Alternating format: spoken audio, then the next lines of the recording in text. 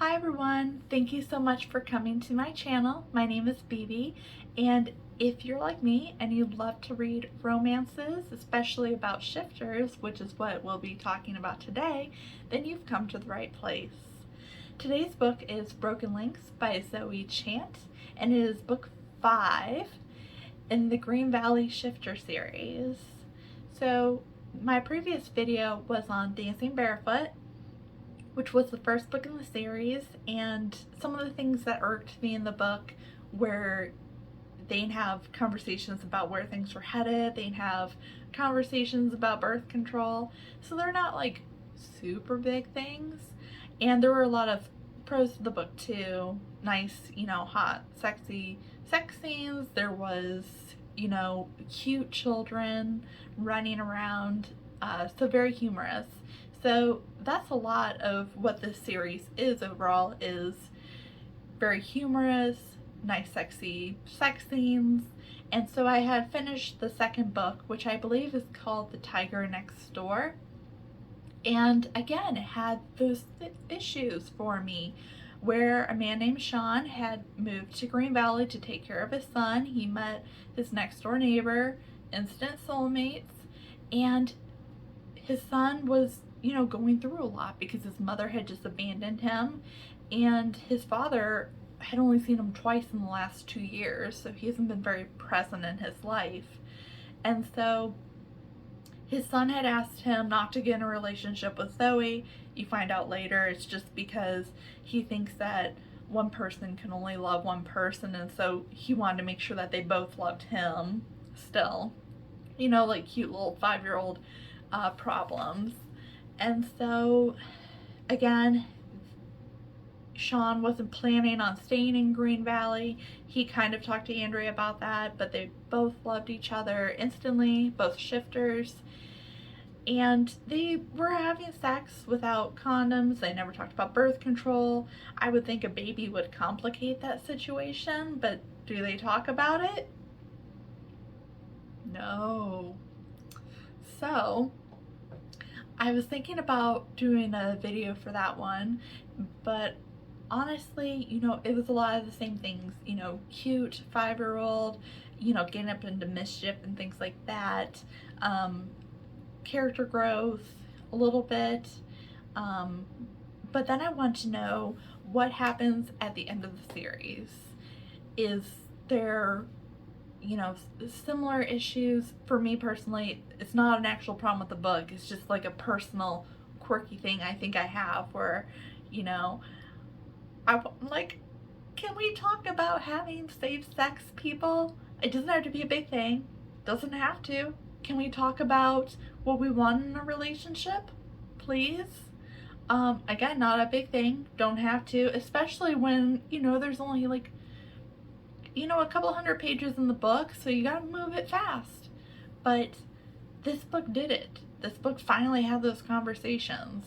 So in Broken Lynx, again, we have Devin. Devin had moved to Green Valley that spring with his sister Abby, who's 12 years old. Her brother's been taking care of her since she was 5. Their parents had died when he was 17, and it has a firefighter named Jamie who's returned from Alaska. She had been spending the summer there doing the forest fires seasonally. She's been traveling a lot since she graduated high school from Green Valley. Her mother had died when she was 17 in her last year, so it had a lot of painful memories for her, and she just probably couldn't process it. She didn't know who her dad was, so she kind of felt probably like she was going through a lot of this alone, and she wanted to get out.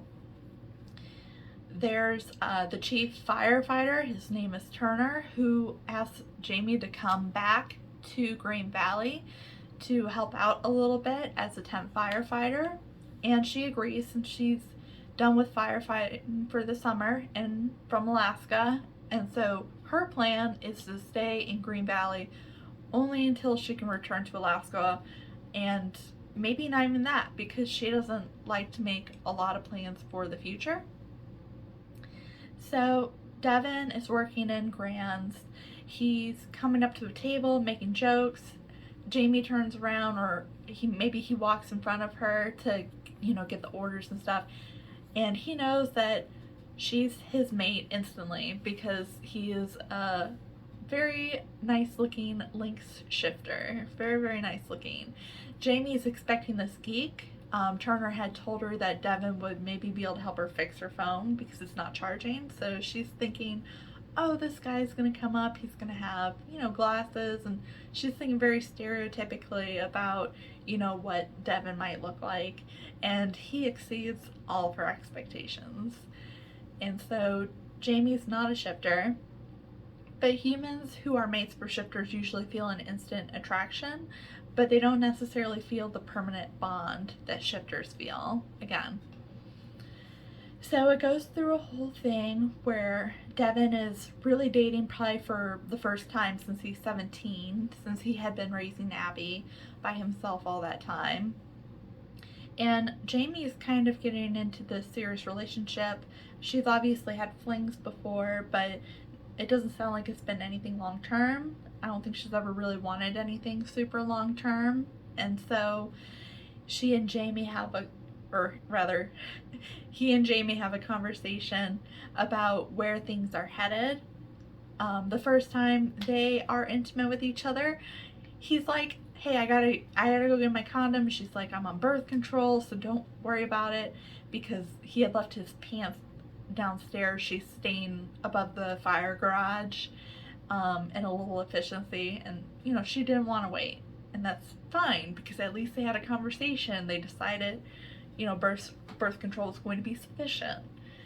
And so Jamie again is falling for him. She doesn't really want to sit down roots in Green Valley because there are a lot of painful memories for her there. And Devin is falling in love with her, and he's accepted that he's willing to go wherever, Jamie is going to take him and Abby. Abby is all for their relationship. She has probably feeling a little bit of guilt that Devin spent his whole adult life taking care of her.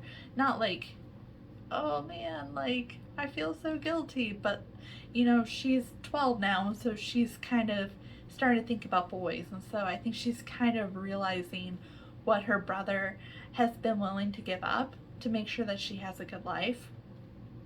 So yeah, it ends with Jamie going to talk to Abby about, periods and other feminine things. Devin, had tried to broker the topic with Abby, but it was uncomfortable for both of them, and Jamie said that she would be willing to do it for him.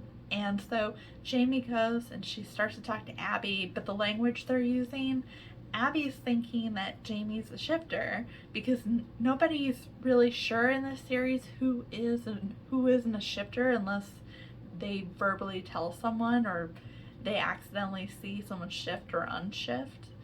And so, that kind of got me too a little bit in the series, to be kind of honest with you, because there was Andrea, and she had told Patricia's husband that she knew that he was a shifter, and he was so oblivious. And then Andrea has problems telling whether Sean is a shifter or not.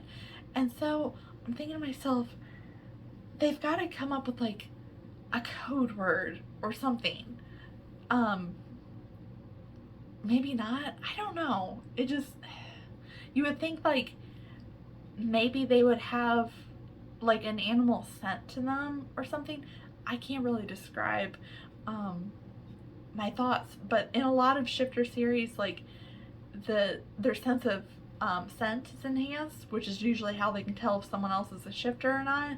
And so I actually don't know how Andrea found out that Patricia's husband was a shifter, but she could never find out that her husband, Sean, was a shifter when they had first met. It's just, anyways, weird tangent.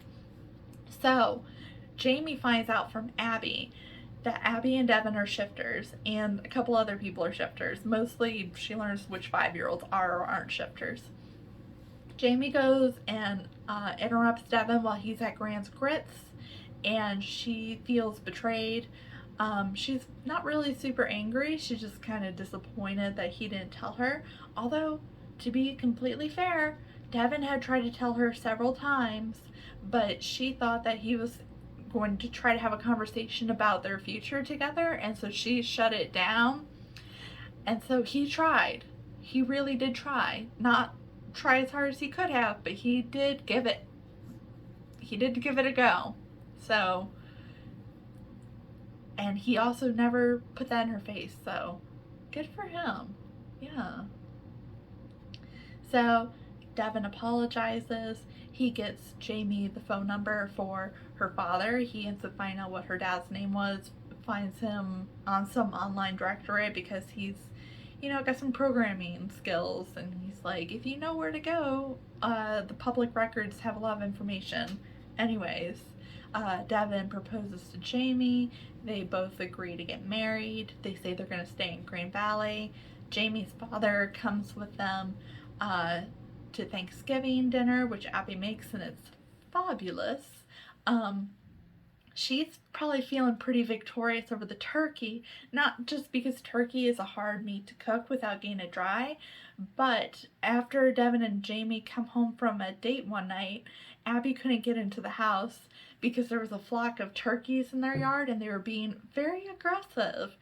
Devin even said it was unusually aggressive, but it seemed like there was going to be something happening there, but nothing did. Again, moving on. So, Devin and Jamie are getting married. Her dad comes to Thanksgiving, and the epilogue is in Turner's point of view, which is interesting, I think, because I think, based on the books I've read, it's the first time that it wasn't from, one of the two main characters' point of view. So I was thinking, oh, her style of writing has changed. She's actually going to put out a sixth book or something like that. And so it's just giving you a preview of this new character's mindset. Does that happen though? No, it doesn't. Instead, like, it kind of wraps things up for Turner, in terms of he now feels like he has a family.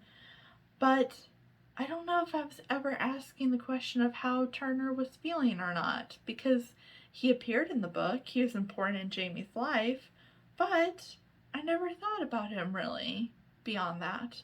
So, I don't know why it was done that way. And since this was the final book in the series, I was completely thinking to myself, well, this book's epilogue will take place a couple of years in the future. I don't know why I'm talking this way. Must be the tea. I have made some really good tea today. Maybe, where are we even? Because she would have gone there in Alaska. I'm so sorry. I'm just going on this, journey with you right now, trying to think of the timeline. Because that's the thing, too, for me, is the timeline's not always super clear, although I'm very forgiving of this because, again, the book is relatively short. And so, pacing sometimes, maybe it's me. Maybe I'm just not tracking it very well. But anyways, it only takes place maybe within about 4 months of them getting together. And I was totally thinking to myself, well, the final epilogue is going to tie all of the books together and it'll wrap up the Green Valley Shifter series really nicely. But it didn't do that. So, how do I feel about the series overall? I think if you are looking for a romance and you don't care about, characters necessarily talking about, safe sex, and, you're totally open to just kind of stumbling through the relationships. Basically, like, if you just want, like, a little guilt-free read, it's a good book. It is a good book. But I don't know. It's just, there's something about the writing that wasn't my favorite. And there's also something too. Let me open this really quick in my Kindle. So it looks like Zoe Chant has quite a few other author names. And she mentions it in the next book she's writing that is going to be written under Elba Birch. And so this book came out in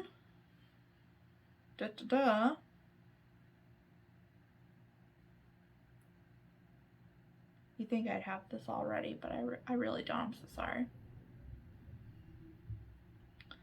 This book came out June 1st, 2020, so last year.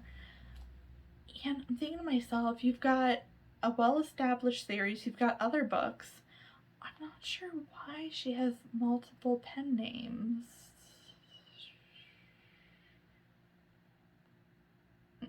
Anywho, that's going to be it for me today. I look forward to seeing you again next time. I'm not entirely sure which series I'm going to go with next. I have a couple of things in my library. Ooh, okay. That's not completely true.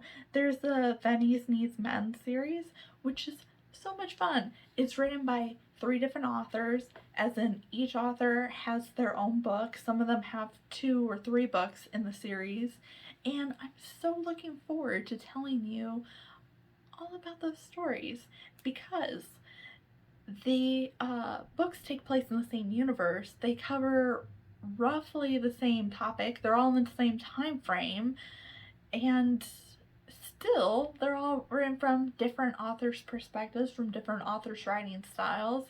And so I'm very excited to talk to you about that.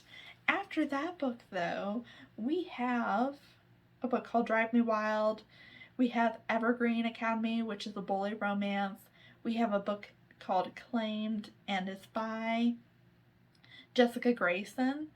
And I absolutely love my Jessica Grayson books. And so I may have to do that one right after the Venice Needs Men. I'm so sorry. I don't know why I'm whispering. It's not really a secret. But that's it for me today, and I hope you have a great day. Hope you have a great week, and I'll talk to you next time.